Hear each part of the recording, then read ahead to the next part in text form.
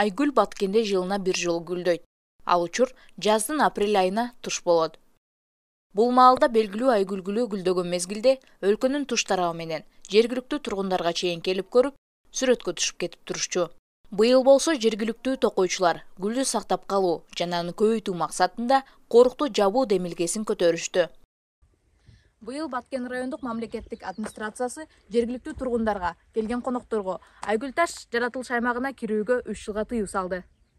Быйыл биз ошол айгүл гүлүн сейрек кездешүүчү кызыл китепке кирген айгүл гүлүн сактап калуу максатында биз атайын мораторий жарыяладык 3 жылга.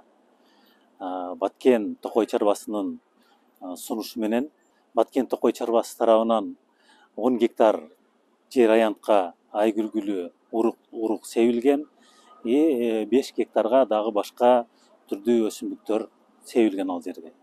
Ошол себилген уруктар жанданып кеткичекти ошол 3 жылдык биз мораторий жарыяладык. Сейрек кездешкен айгүл гүлүн сактоо үчүн Токой чарбасы атайын корукка алынган аймакты күнү түнү кайтарышат. Адистердин айтымында мораторийдин мөөнөтүн узартса, Айгүл таш жаратылыш аймагына пайдалуу шарт түзүлмөк. Бүт бардын дебелеп депсеп, жанагындай үзүп неме кылган себебинен биз 3 жылга Баткен Токой чарбасы 3 жылга мораторий жарыялап токтоттук. Айгүл таш коругунда өскөн гүлдүн уругун алып кетип, же тамырын көчүрүп, өз үйлөрүнө өстүргөндөр да бар. Карабулак айылынын тургуну Балтабаевдардын үй бүлөсү бул гүлдү бир нече жыл мурда алып келип тигишкен. Изатайымдын билдирүүсүндө гүлдөрдү кайненеси мындан 40 жыл мурда эле тиккен. Бүгүнкү күнү бул короо сейрек кездешкен гүлдүн чакан музейине айланган. Жылда тоого чыга албаган кишилер тоо бийик болгондуктан чыга албайт, ошондуктан келишет кыздар.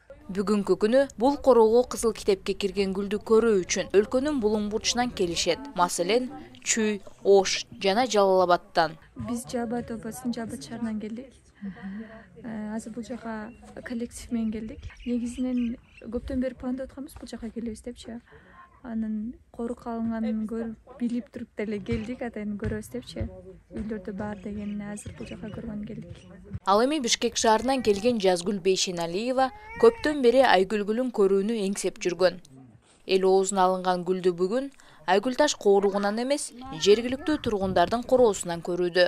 Ал эми жергиликтүү бийликтин корукка кирүүгө тыюу салгандыгын түшүнүү менен кабыл алууда. Ойлойм, туура эле ошол корукка алынган себеби азайып баратат дейт го, ошого байланыштуу экен.